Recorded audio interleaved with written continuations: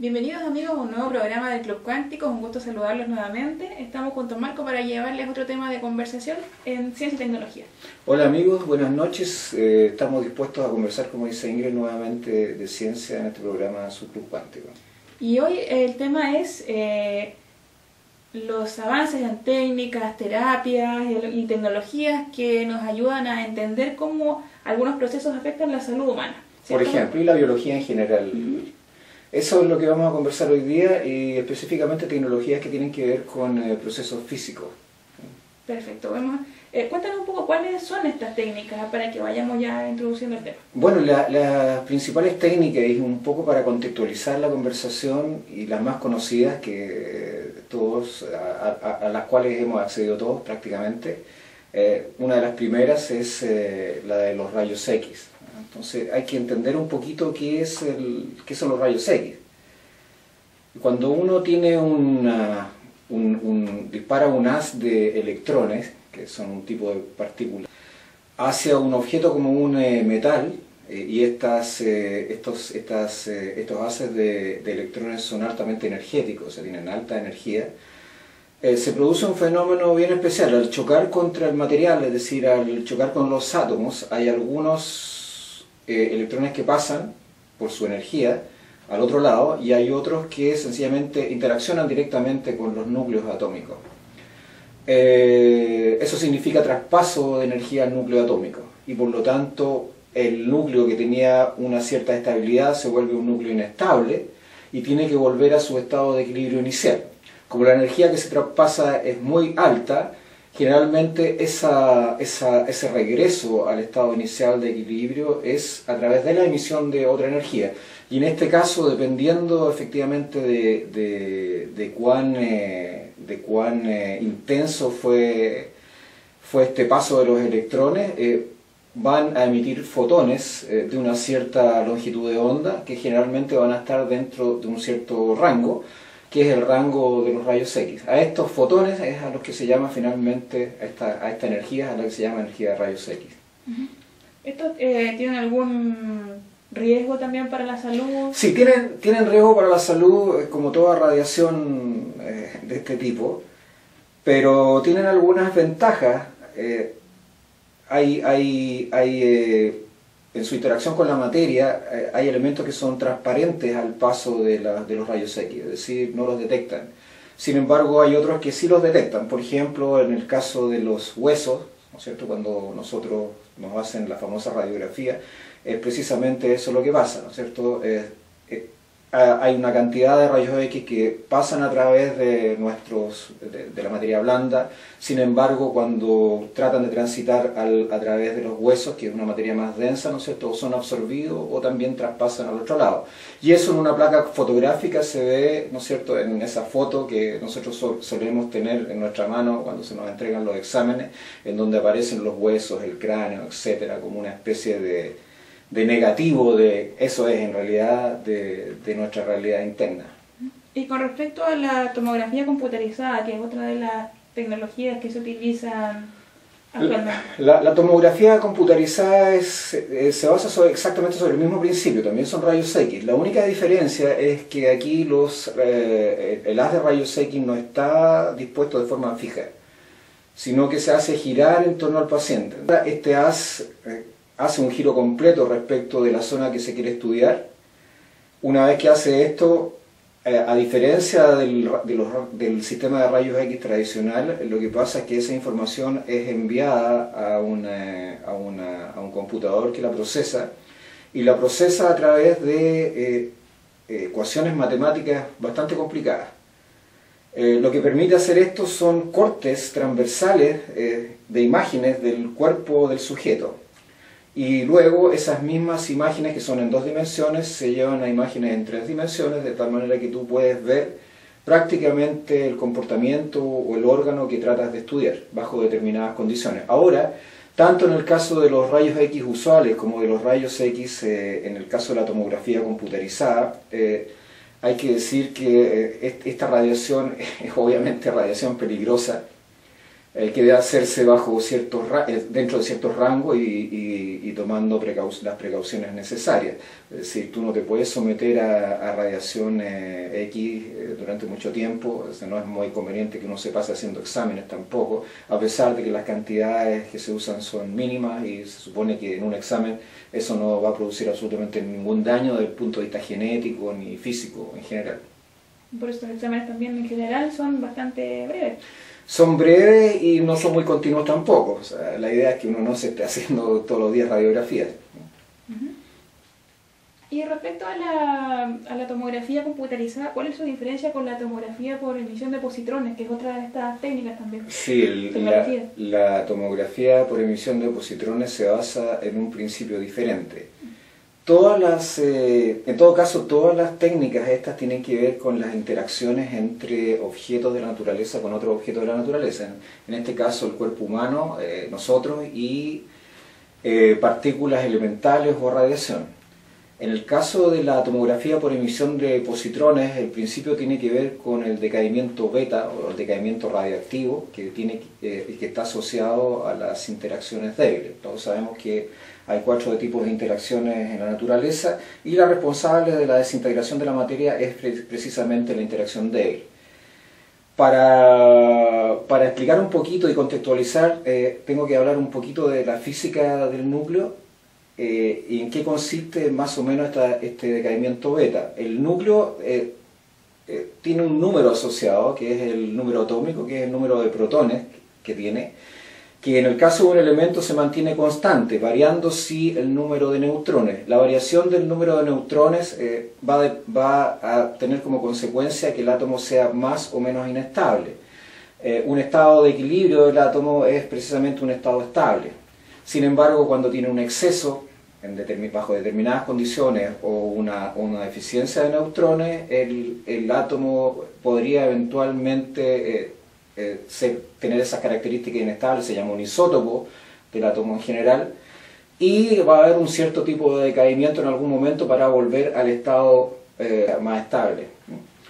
Entonces, por ejemplo, en el caso de átomos que tienen un número determinado de protones, pero tiene un exceso de neutrones, lo que suele suceder, o sea, un isótopo, cuando hay decaimiento beta, es que un neutrón se descompone en un lapso específico de tiempo en un protón, un electrón y un antineutrino. Un neutrino es una partícula elemental que se descubrió hace mucho tiempo, que tiene ciertas características específicas.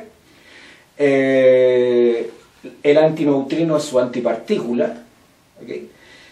Y en el caso de aquellos núcleos en donde el número de neutrones es menor que el número de protones, o sea, lo que suele suceder, o hay un déficit de neutrones, lo que suele suceder es un proceso análogo, solamente que ahora un protón se descompone o se desintegra en un neutrón, un positrón, que es la antipartícula del electrón, y un neutrino.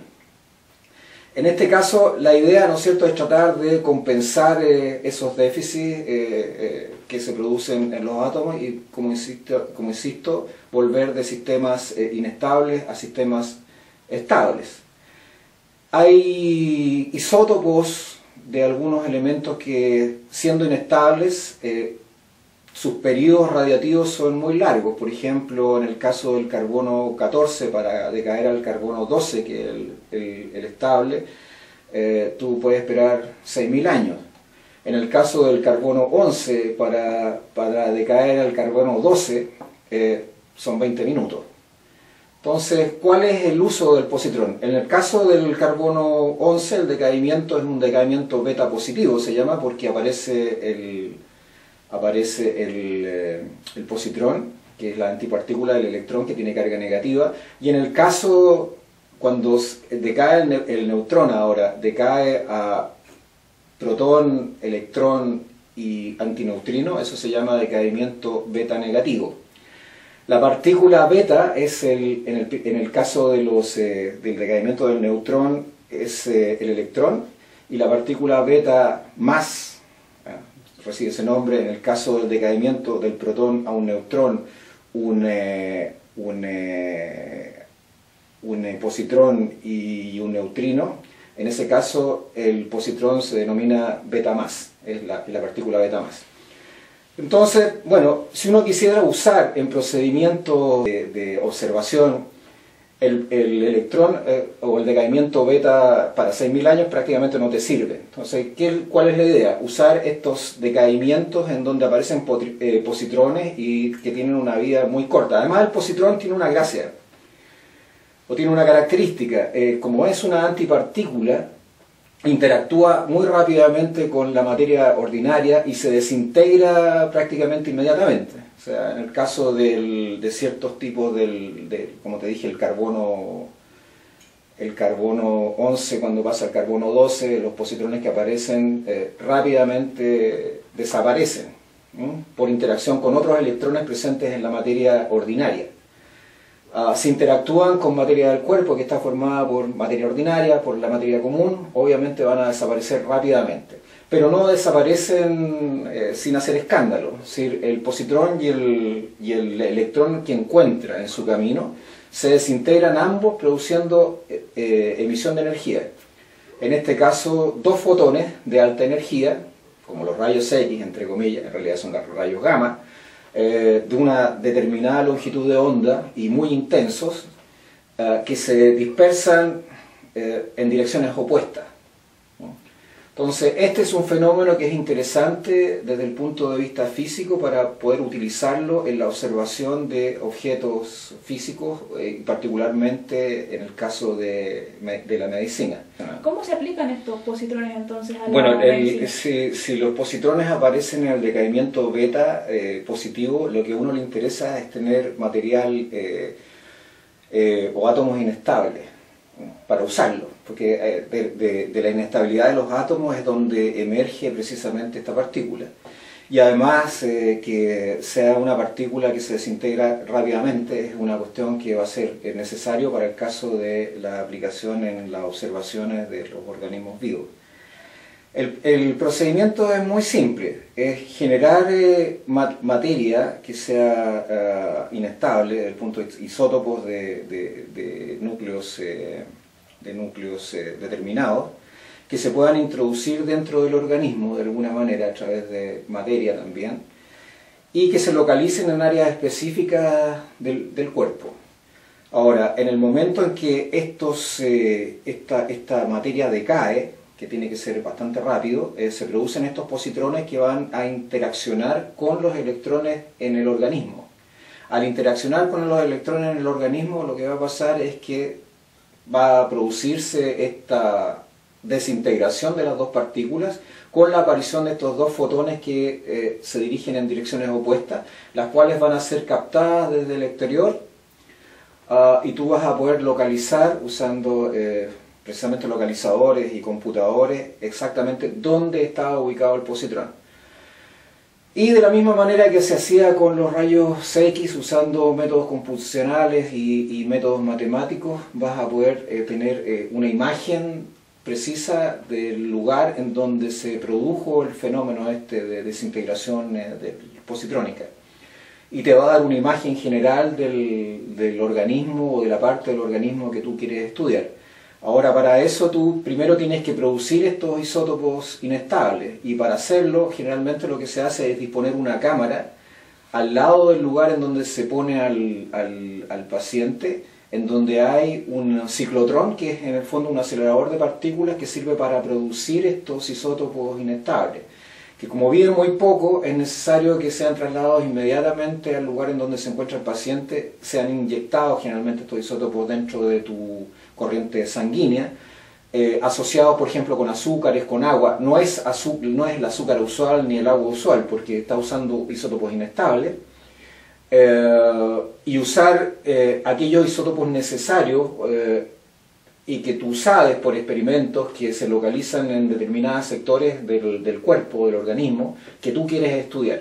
Entonces, una vez que esos isótopos han llegado a esa área, a ese lugar específico, se produce este fenómeno que yo te acabo de mencionar y es captado, ¿no es cierto?, con los sensores que correspondan a los fotones, y por lo tanto el proceso finalmente es analizado como antes en un computador y tú obtienes nuevamente imágenes respecto del fenómeno o del lugar que quieres estudiar. Muy importante entonces el acompañamiento computacional para todos estos procesos. No sería posible producir estos resultados si no fuese con los equipos computacionales, pero no solamente no es el hecho de la computación, sino que es el software y son los programas y los métodos matemáticos, los modelos matemáticos los que te permiten reconstruir, por ejemplo, como ya te dije antes, cortes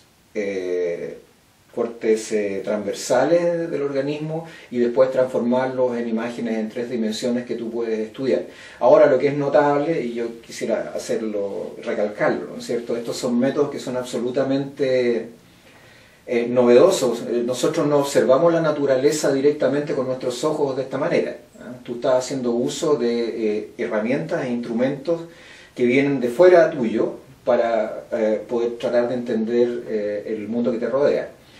Ahora es notable que la relación y el acoplamiento entre lo que tú observas y aquello que puede ser observado a través de estos métodos sea absolutamente compatible. Es decir, el mundo que tú observas en realidad es el mundo que está allá afuera. Y pasando a otro de estas tecnologías utilizadas, cuéntanos un poco sobre la resonancia magnética. Bueno, la resonancia magnética, pero antes de hablarte de la resonancia magnética quisiera hacer un pequeño detalle. En el caso de los isótopos radiactivos, no tienen el mismo riesgo de los rayos X en ninguna de sus versiones, pero de todas maneras es material radiactivo que el cual tú estás usando, entonces tampoco son técnicas que deben ser usadas en forma permanente, sino que bajo condiciones muy específicas y bajo control médico. En el caso de la resonancia magnética, el principio se basa en el desarrollo de campos magnéticos muy fuertes.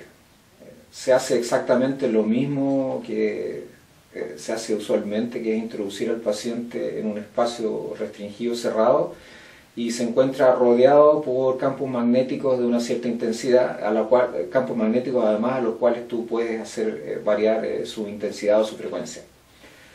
La idea es la siguiente: tú haces que ciertos átomos, los átomos de hidrógeno dentro del organismo, que en el fondo son protones, porque un átomo de hidrógeno no es otra cosa más que un protón con un electrón, se alineen en algún sentido, los de tu organismo, usando esos campos electromagnéticos. Todas las partículas que estamos observando tienen spin, es decir, en el caso de los protones, podemos decir que el spin es una característica de estas partículas. Si uno las asimila al caso de la mecánica clásica y tienes una esfera que está rotando, la esfera tiene que rotar en 360 grados para volver a su punto inicial. En el caso, por ejemplo, de los fermiones, de los electrones, tienen spin un medio. Eso significa que basta que tú des un medio giro para que vuelvan al mismo estado. Obviamente no es lo mismo que la mecánica clásica, pero es una analogía que sirve para entender qué es ese número tan extraño que nosotros denominamos spin. Entonces lo que hacen los campos magnéticos es alinear todos los protones en el sector en donde le interesa al investigador o al médico estudiar, los hace alinearse en un cierto sentido con el campo electromagnético. Y después se hacen pequeñas perturbaciones que hacen variar esta alineación. Y lo que se espera se vuelve al estado normal y se espera que los átomos vuelvan a su estado original más estable, que es el estado alineado. Y en ese intertanto hay sensores dentro de la máquina que reciben la información. Esa información la entregan los átomos entregando energía. Es decir, el cambio de spin a través de las fluctuaciones del campo electromagnético significa introducir energía a los protones, y que vuelvan a su estado inicial significa que los protones tienen que entregar esa energía que recibieron. La entrega de esa energía que recibieron es detectada en las fronteras del recinto en donde está la persona colocada, y después es transmitida a un computador que también interpreta la información y elabora un mapa del objeto que está observando. Y de la misma manera en que esto se realiza en el caso de la tomografía computarizada o en el caso de la tomografía por positrones, son esos métodos los que finalmente dan cuenta de lo que nosotros observamos o podemos estudiar. Es decir, ya sean cortes transversales, imágenes en 3 dimensiones, etc. ¿A qué tipo de órganos se pueden estudiar con estas tecnologías? Bueno, el tipo de órganos va a depender del tipo de técnica que use. Como dije, en el caso de los huesos o del sistema esquelético, los rayos X usuales son los más usados. En el caso de la tomografía computarizada, usando medios de contraste que permiten hacer más opacos con respecto a los rayos X, ciertas zonas locales del organismo, también es beneficioso y es útil. Respecto de la tomografía por positrones, bueno, también se dijo que el tipo de isótopos que tú ocupas es el que se va a localizar en una zona determinada del organismo. En el caso del sistema circulatorio, para las tomografías computarizadas, por ejemplo, el contraste es el yodo. Y todo va a depender del contexto y del caso específico y del órgano o del sector del organismo que tú quieras analizar. Eso a grandes rasgos. Y para pasar a otro tema, también relacionado con la tecnología y la salud, se ha avanzado en otras áreas también con el estudio de algunas terapias para tratar enfermedades, por ejemplo, el Alzheimer, la terapia génica. Bueno, en el caso del estudio del cerebro, en general, la resonancia magnética, cualquiera que se haya hecho una resonancia magnética del cerebro sabe que son muy útiles, y quien haya visto sus imágenes también debe entenderlo. Entregan información bastante adecuada, sobre todo, por ejemplo, en el caso de la resonancia magnética, en el caso del cáncer cerebral, en el caso de aparición de tumores, etc. Bastante no invasiva y efectiva.